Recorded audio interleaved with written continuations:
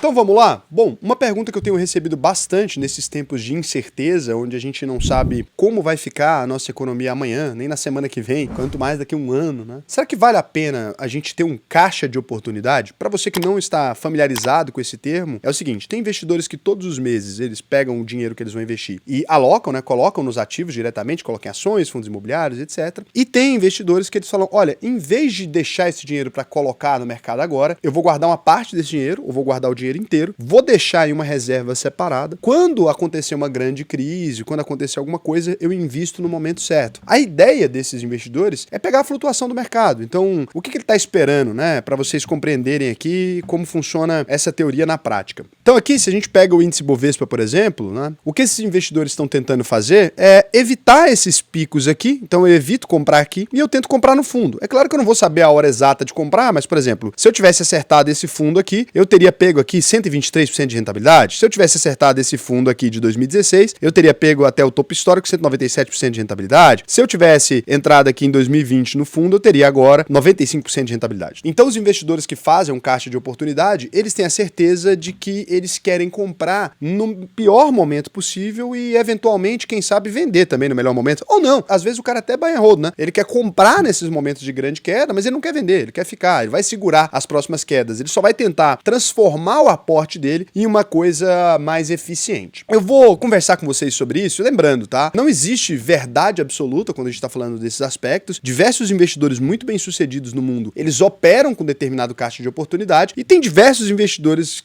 muito bem-sucedidos também, que operam sem nenhum caixa de oportunidade. No Brasil, dizem, né, que faz sentido fazer caixa de oportunidade porque a Selic média, ela é extremamente alta, 14,25% é o que a gente está agora, pum, você deixar seu dinheiro rendendo a 14 não é como se você estivesse fora do mercado, pelo menos não fora do mercado brasileiro, né? Tá numa rentabilidade aqui muitas vezes acima da média do Ibovespa, que eu já disse várias vezes aqui, que é um índice ruim. Ah, o porquê? Tem que ver esse vídeo aqui, que senão a gente fica emendando um assunto no outro e não consegue sair. Esses vídeos mais técnicos a gente precisa partir desse ponto. Tem um cara que ele tentou responder essa pergunta da maneira mais inteligente possível, que é um cara chamado Jeremy Siegel. Se você quiser ler o livro dele, o livro se chama Investindo em Ações no Longo Prazo, é o Jeremy Siegel. Ele desenvolveu um estudo, né, muito curioso, que hoje em dia ele é atualizado por muitas pessoas. Ele já foi mostrado aqui algumas vezes. Todo mundo que acompanha o canal aqui já deve ter visto, mas eu vou correr o risco de ser repetitivo e mostrar novamente. Então ele mostrou que se você pega ali de 1802 até 2002, 2015, tem estudos atualizados fazendo a mesma coisa, no longo prazo, nada rende mais do que ações.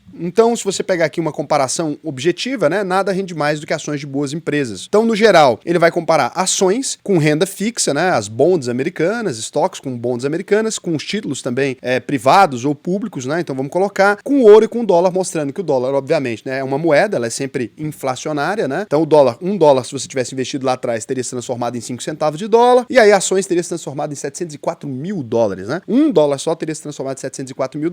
É claro que o tempo não é um tempo de vida razoável. Ele fez isso não para falar, olha, você vai ter esse tanto de dinheiro investindo. Ele fez isso para mostrar que na maior parte dos dias as ações sobem. Então, quanto mais tempo você passa não posicionado no mercado, se ela sobe na maior parte dos dias, maior a chance de você errar, correto? Você não tem como saber qual que é o fundo e qual que é o topo. Isso é impossível. Ninguém que não tenha bola de cristal consegue saber isso. Se uma coisa sobe sempre e eu não tenho como saber se é o dia que ela vai subir ou não, se eu estou não posicionado, na maior parte dos dias eu estou perdendo ou ganhando? Perdendo. É simples. Então, a teoria é simples. Então, a teoria do Jeremy Siegel é: quanto mais tempo você passa desposicionado do mercado, mais você está perdendo. E daí, se você pega, por exemplo, entre 1946 e 2006, né, o crescimento real dos lucros é de 3,4% ao ano. Ele vai fazendo diversos raciocínios ali para tentar chegar nisso. Agora, a grande questão que fica aqui, que eu acho que é até um pouco mais simples de ser explicada para pessoas comuns, né? Ah, não tô afim de estudar demais. É o seguinte: imagine que a dívida de um país, que é quando a gente investe no tesouro, ou a dívida que a gente está emprestando dinheiro para os bancos ali, por exemplo, eles emprestarem a juros, ou quando a gente está falando de imóveis, ou quando a gente está falando de ouro, né, ou qualquer outro ativo, esses ativos, na prática, eles não podem crescer, né, mais do que as empresas. Por quê? Porque toda a economia capitalista ela é baseada em empresas, é baseada nos negócios. Se os negócios estão dando menos dinheiro no geral, do que a taxa de juros das dívidas, chegaria num momento, por óbvio, que as dívidas seriam impagáveis. Então, o nosso sistema ia colapsar, né? A própria ideia de capitalismo ia entrar em colapso. Se acontecesse a mesma coisa com as moedas, né? O dólar compensaria mais deixar dinheiro guardado do que investir numa empresa? Não faz sentido. Ou a dívida pública. Então, na prática, não tem nada dentro do sistema capitalista que possa render mais do que as boas empresas. Quando isso acontece, pode acontecer num ciclo de 10 anos, num ciclo de 20 anos. Se isso acontecer por muito tempo, as empresas vão começar a quebrar. Se as empresas começam a quebrar, a arrecadação do Estado diminui, o Estado vai começar a quebrar. E os bancos vão começar a quebrar porque eles emprestam dinheiro para as empresas ou emprestam dinheiro para os funcionários dessas empresas. Então, no fim das contas, a teoria, né, é muito mais simples de ser entendida. E aí o Jeremy Siegel, ele vai chegar até num delírio, né? Eu já acredito que ele começa muito bem, mas ele vai terminar num delírio. Para algumas pessoas, ele terminou no ápice da genialidade. Então, você pode decidir aí o que é. Ele começa a defender os aportes consistentes em ações e desaconselha você fazer qualquer tipo de market timing. Então, ele diz que não existem oportunidades. Ponto. Você vai comprar. Se o mercado está dizendo que a ação vale tanto, né? É porque o mercado ele é inteligente na maior parte do tempo e eficiente na maior parte do tempo e ele está precificando aquilo radicalmente correto. Eu acho que aí ele empolga.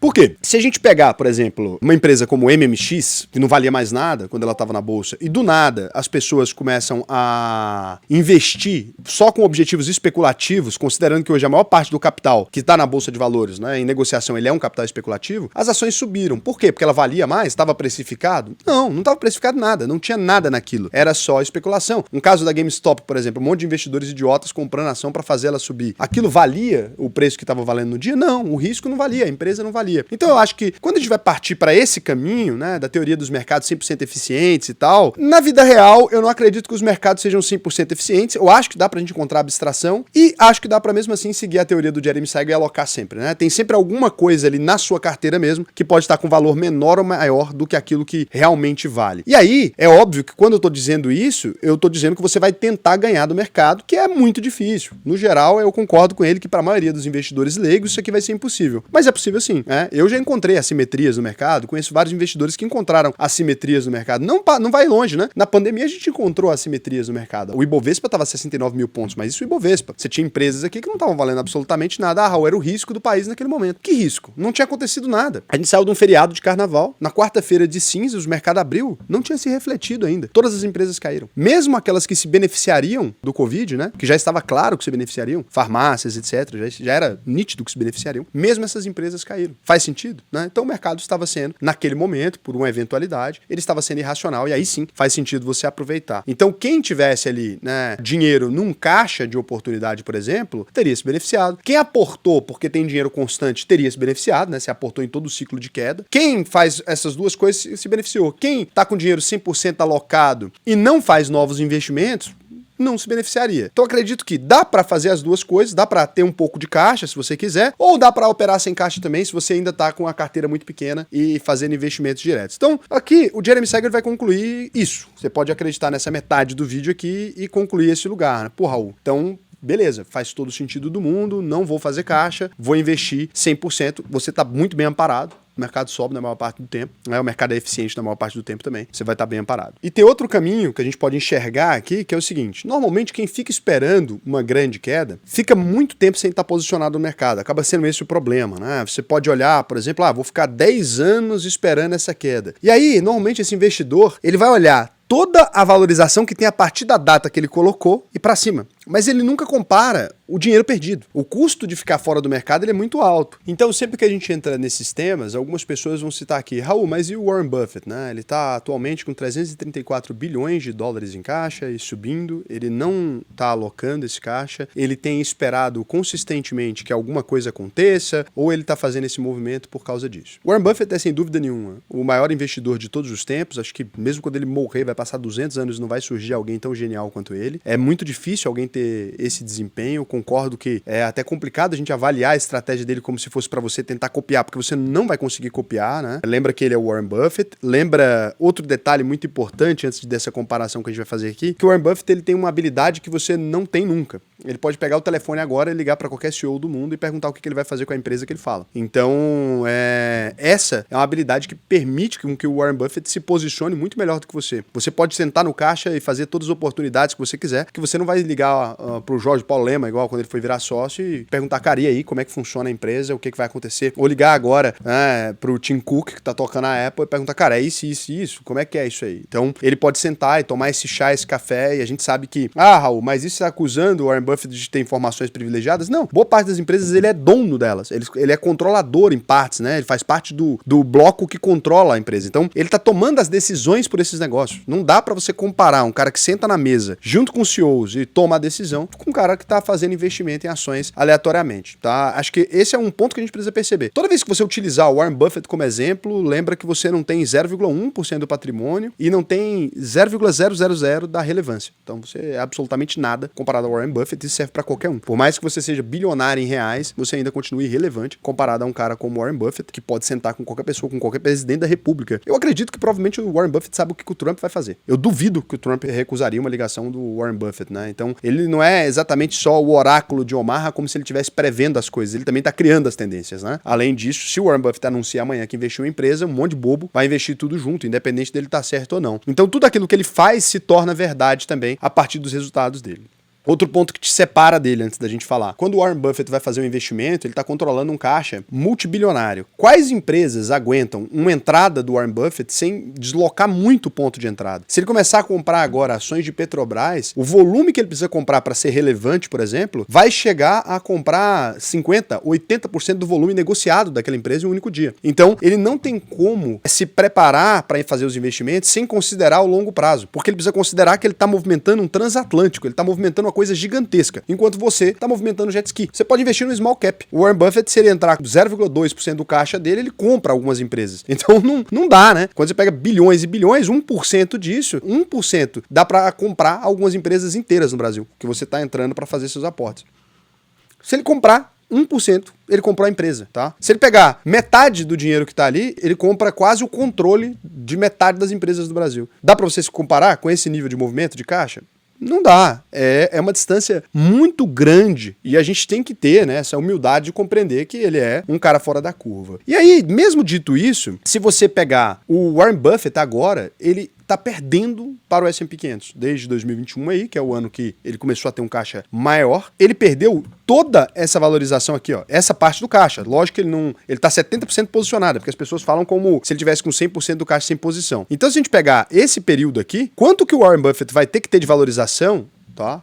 Para recuperar isso aqui, ó. Agora, né, nos últimos 5 anos, está com 86%. Quanto que ele precisaria ter, que desde a pandemia ele está fazendo venda ali? Ele perdeu tudo isso. Isso aqui ninguém considera. Então, se ele soubesse exatamente o que ia acontecer, se ele fosse um cara que tem uma leitura da realidade, ele não poderia ter mantido a posição e tirado aqui, com 112% de ganho?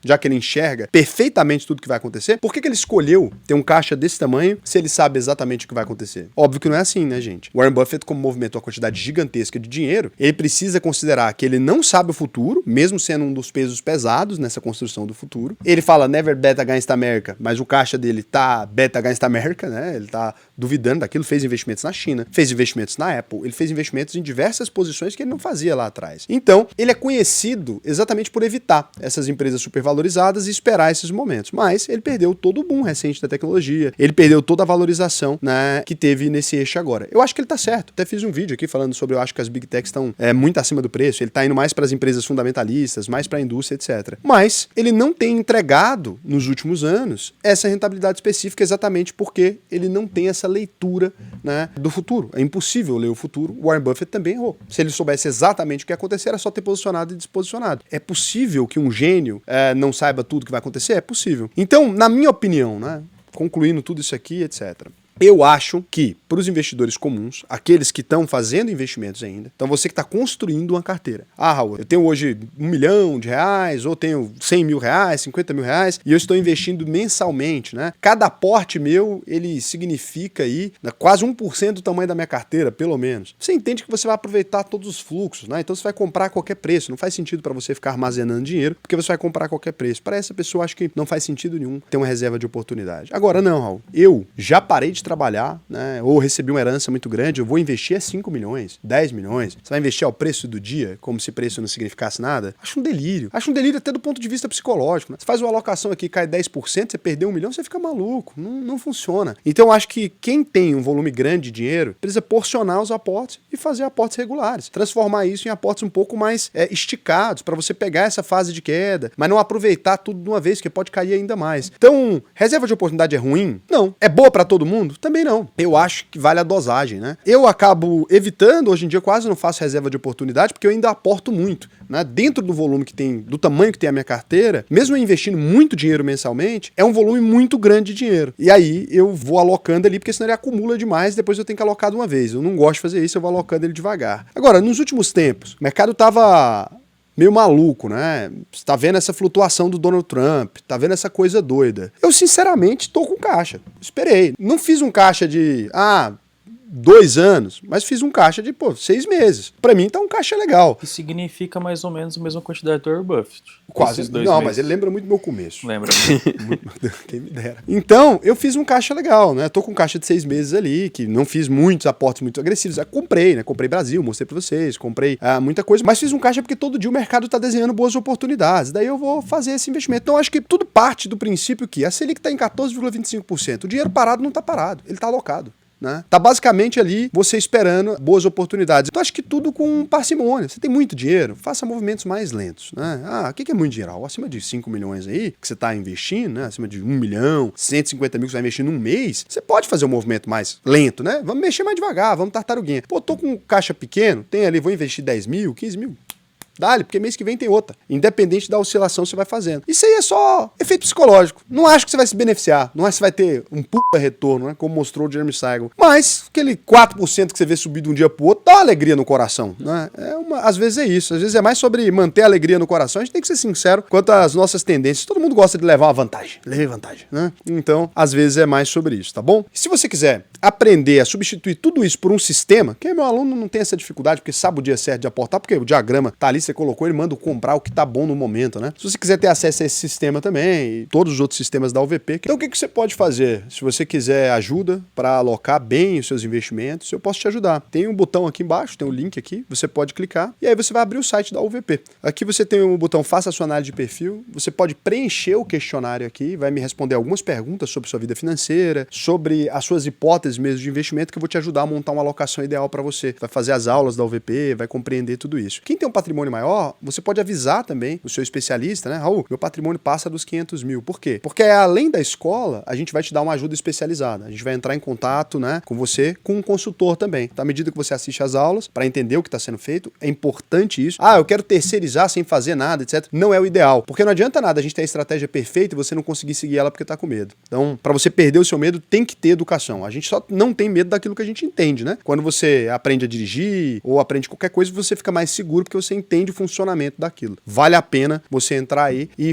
preenche o questionário para mim, que a gente vai entrar em contato com você. Qual que é o diferencial aqui da UVP para outras escolas de investimento ou para outras pessoas aí que atuam no mesmo mercado que a gente? Na UVP, se você entrar e fizer a sua matrícula, você pode assistir as aulas até o final e emitir o seu certificado. Não funcionou. Raul, não aprendi a investir, etc. A gente devolve 100% do seu dinheiro. Sem reclamar de nada, sem falar nada, tá? Você só fala lá, não funcionou para mim e tal, a gente devolve. Você fez as aulas, ficou de graça para você. E aí, como é que você pode ter certeza que esse compromisso é verdadeiro? Porque na internet tem muita gente falando muita coisa. Pesquisa meu nome, não tem problema, tá? Pode pesquisar meu nome, pode pesquisar o nome da UVP. A gente não tem nenhum processo, esse compromisso é feito aqui há mais de 5 anos. A gente não tem nenhuma reclamação de gente falando, é mentira, não devolve o dinheiro, etc. Pode ver. Pode ter gente falando 1000 coisas da gente, né? Mas nunca vai ter ninguém falando que esse compromisso não é verdadeiro. E a maioria das pessoas, né? 50 mil pessoas passaram pela UVP, todo mundo é só elogio. Pode ver aí, até dentro de qualquer caminho que você escolher, pergunta para um amigo seu que fez a UVP. Hoje em dia já tem muita gente, ou que é nosso cliente, que você vai ver que a gente está indo muito bem aí. E é a consultoria número 1 do Brasil também, né? Então a UVP, cara, é o ecossistema completo. A gente emite cartão de crédito, faz de tudo para você ficar tudo num lugar só aqui. Beleza? Entra aí, que vai ser muito legal para você entrar nessa turma que tá começando. E agora, agora a gente vai ver se não tem aqui nenhuma pergunta, né, o Cazé, do pessoal aqui. Tem bastante pergunta boa hoje, viu? Eu tinha visto a pergunta muito ruim. O cara fez uma pergunta sincera, que eu até respondi ele por mensagem, mas era muito ruim mesmo. Ele inventou uma teoria da conspiração, vou até responder ele. Pergunta sincera. Seriam os fundos imobiliários uma pirâmide legalizada? Pois a base precisa ficar aportando, até reinvestindo o que recebe, para manter o topo, e quando vem o nabo, e a base é que recebe ele no lombo com força. Bom, vamos lá explicar por que a Severina Chique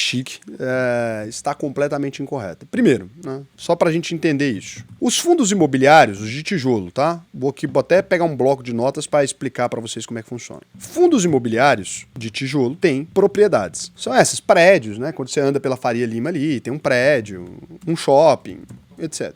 De onde vem o dinheiro dos fundos imobiliários? O dinheiro que ele utiliza para pagar dividendos. Dos aluguéis, provenientes dos aluguéis. Então precisa que a gente reinvista esse dinheiro para o fundo continuar existindo? Não.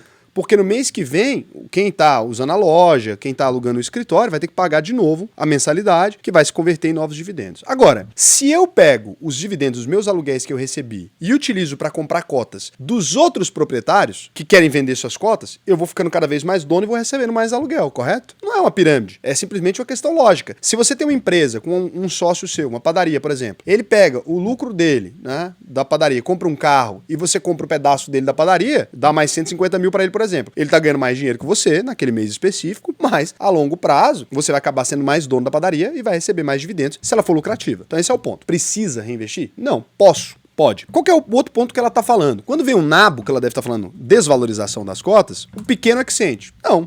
Se eu tenho 1 milhão e eu perdi 25%, 250 mil. Quem tem R$1.000 e perdeu 25%, perdeu 250.